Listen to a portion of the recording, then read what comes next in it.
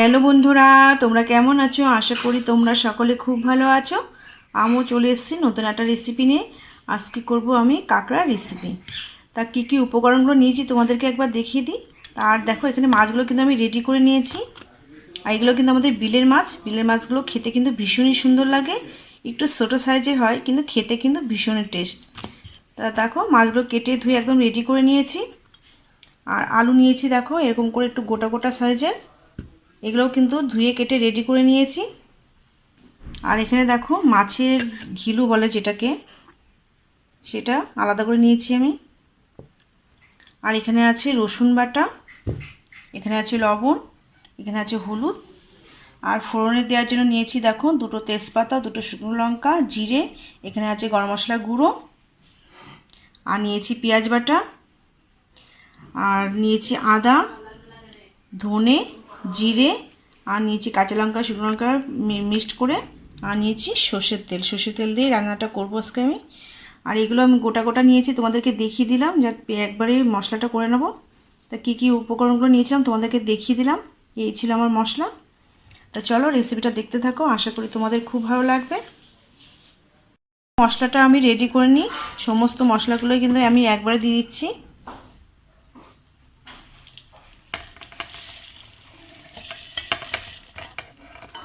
লঙ্কাটা তোমাদের পছন্দ মতন দেবে, কম বেশি করে। তাই মাছটা একটু ঝাল ঝাল খেতে ভালো লাগে, তার জন্য দিচ্ছি একটু আমার পরিমাণ মতন লঙ্কা।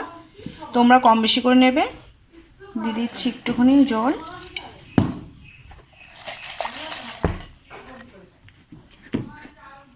মশলাটা করে নিই। তো দেখো, মশলাটা আমার রেডি হয়ে গেছে। মশলাটা রেডি করে নিয়েছি। তা চলো এবার দেখতে থাকো, রান্নাটা করে ফেলি। কড়াটা দেখো বসিয়ে দিয়েছি রান্নাটা করার জন্য। দিয়ে দিচ্ছি সর্ষের তেল। আজকে পুরো রান্নাটা আমি সর্ষের তেল দিয়ে করব। তা প্রথমে মাছটা ভেজে নেব, তারপরে রান্নাটা করব। আর এই মাছটা কিন্তু খুব মাংসের মতো রান্না করলে খেতে কিন্তু ভীষণই সুন্দর লাগে। তোমরা কিন্তু অবশ্যই ট্রাই করবে আমার রেসিপি দেখে। অনেকে তো অনেক রকম রেসিপি করে খাও, কিন্তু এরকমভাবে মাংসের মতো রান্না করবে, খেতে কিন্তু ভীষণ টেস্টি হয়। চলো, তেলটা গরম হয়ে গেছে, দিয়ে দেবো মাছগুলো এবার।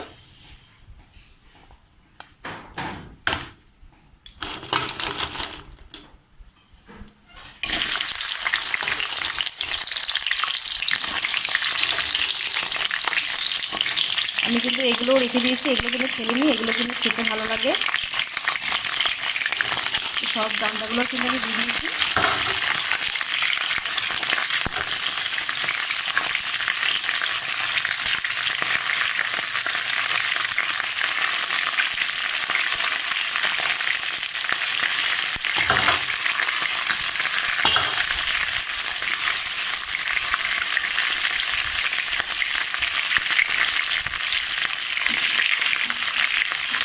দিয়ে দিচ্ছি লবণ, দিয়ে দিচ্ছি হলুদ।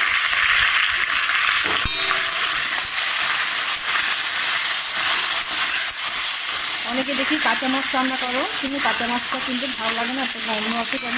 একটু হালকা করে একটু ভেজে নেবে, সেই মাছগুলো খেতে কিন্তু বেশি টেস্ট হয়।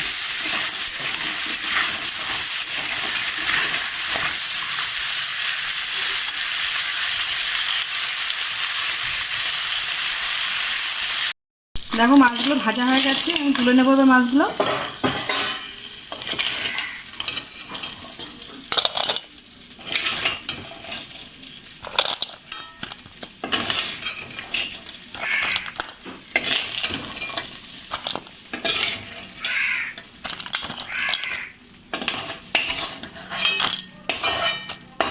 দেখো, তুলে নিয়েছি সমস্ত মাছ, কিন্তু আমার ভাজা হয়ে গেছে ভালোভাবে।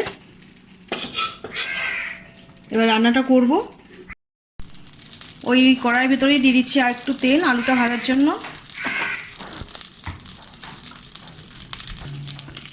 দিয়ে দিচ্ছি এবার আলুগুলো একটু ভালো করে ভেজে নেব।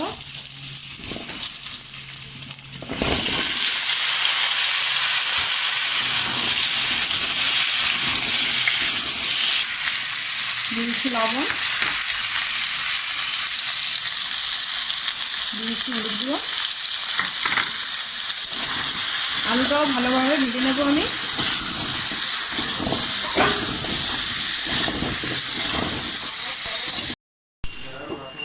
ঢেকে দিয়েছিলাম, ঢেকে দিয়ে একটু ভাজলে একটু নরম নরম হয় তার জন্য। তো দেখো আলুগুলো কিন্তু আমার ভাজা হয়ে গেছে, নামিয়ে নেবো এবার। দেখো আলুগুলো কিন্তু ভাজা হয়ে গেছে, আমি নামিয়ে নিয়েছি। চলো দেখতে থাকো, এবার রান্নাটা করি। দেখো আমি কড়াইটা কিন্তু পরিষ্কার করে আবার বসিয়ে দিয়েছি, এবার রান্নাটা করব। দিয়ে দিচ্ছি সর্ষের তেল। সর্ষের তেলটা তোমাদের পরিমাণ মতন দেবে, আমি আমার পরিমাণ মতন দিয়েছি।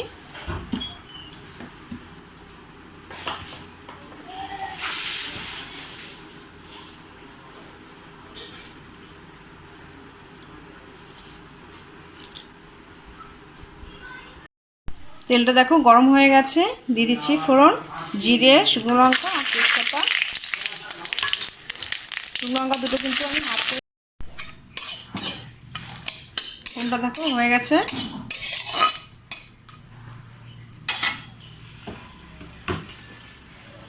দিয়ে দিচ্ছি পেঁয়াজ বাটা।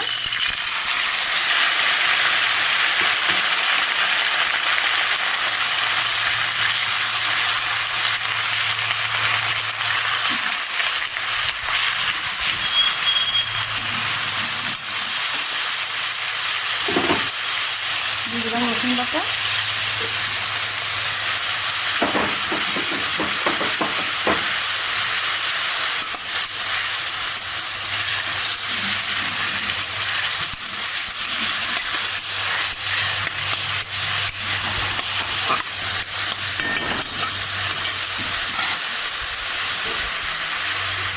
হলুদ, লবণ,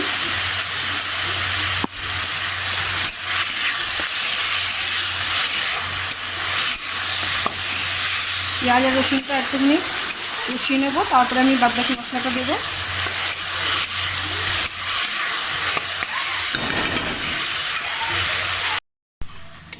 দেখো পেঁয়াজ রসুনটা হয়ে গেছে, বাদবাকি মশলাটা দিয়ে দিচ্ছি। এখানে জিরে, ধনে, আদা, লঙ্কা আছে।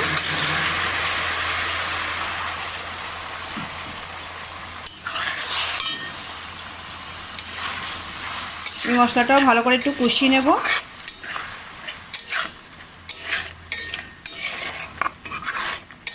আর কাঁকড়া কিন্তু এরকম করে রান্না করে খাবে, খেতে কিন্তু ভীষণই সুন্দর হয়। তা বন্ধুরা কিন্তু অবশ্যই ট্রাই করবে। আর আমার রান্নার রেসিপিগুলো যদি ভালো লেগে থাকে প্লিজ তোমরা লাইক কমেন্ট শেয়ার করবে ও সাবস্ক্রাইব করে পাশে থাকবে নতুন নতুন রান্নার রেসিপি দেখার জন্য। নতুন বন্ধুরা যারা এখনও চ্যানেলকে সাবস্ক্রাইব করোনি প্লিজ সাবস্ক্রাইব করে পাশে থাকবে।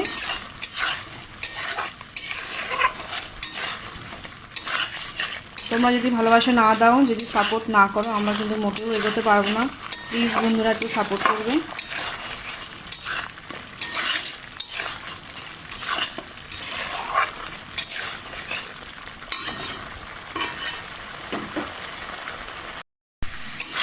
মশলা কিন্তু দেখো মোটামুটি আমার কষানো হয়ে গেছে। কষানোটাই কিন্তু মেন, কষানোটা যত সুন্দর হবে তত কিন্তু খেতে সুন্দর লাগবে। দিয়ে দিচ্ছি ভাজা আলু,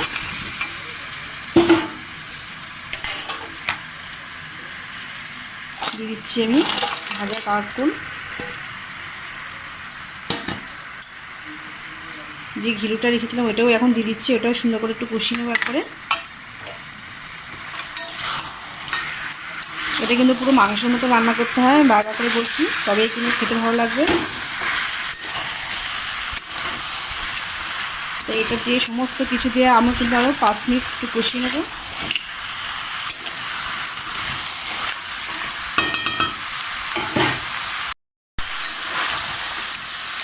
দেখো মোটামুটি হয়ে গেছে কষানো। এই কষানোটাই কিন্তু মেন, যত সুন্দরভাবে কষাবে তত কিন্তু খেতে ভালো লাগবে। আর কার কার কাঁকড়া পছন্দ কমেন্ট করবে। দেখে যেমন সুন্দর লাগে নিশ্চয়ই ভালো হবে, আর ভীষণই একটা সুগন্ধ আসছে, সেটা তো ভীষণই সুন্দর হবে। তা বন্ধুরা অবশ্যই কিন্তু ট্রাই করবে যারা কাঁকড়া পছন্দ করো।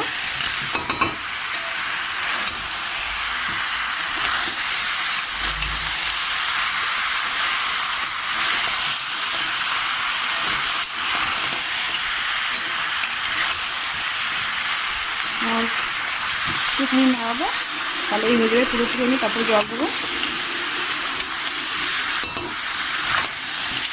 দেখতে কিন্তু ভীষণই সুন্দর লাগছে।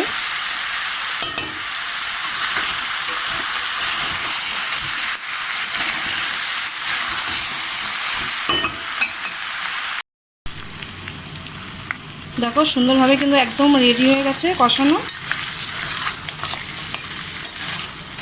পুরোপুরিভাবে একদম কষানো হয়ে গেছে। আমরা এবার জল দেবো।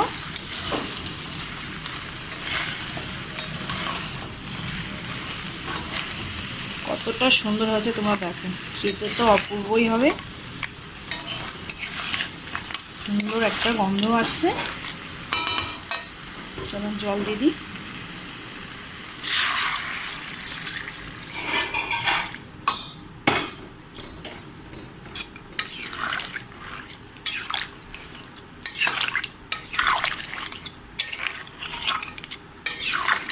আলু কিন্তু আমার যেহেতু আগে ভেজে নিয়েছি, কষানো কিছু সময় হয়েছে, দেখো সেদ্ধও কিন্তু হয়ে গেছে। যেটুকুনি বাকি আছে ঝোলে ফুটলে কিন্তু সুন্দরভাবে কষানো, একদম কষানো বলছি মানে সেদ্ধ হয়ে যাবে আর কি। আর লবণ আমি দিলাম না, যেহেতু আলু ভেজেছি লবণ দিয়ে, তা মাছগুলো ভেজেছি লবণ দিয়ে, পেঁয়াজ যখন আমি একটুখানি কষানো হয় তখনও কিন্তু লবণ দিয়েছি, তাকে আমি লবণ দেবো না, যদি প্রয়োজন হয় তা দেবো।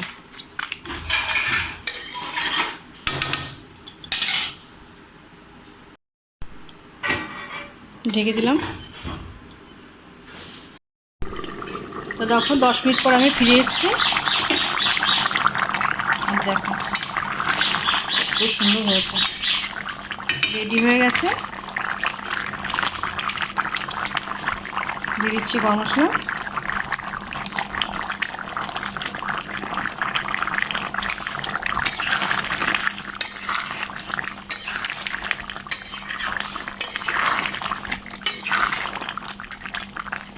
পুরোপুরি রেডি হয়ে গেছে, নামিয়ে নেবো এবার।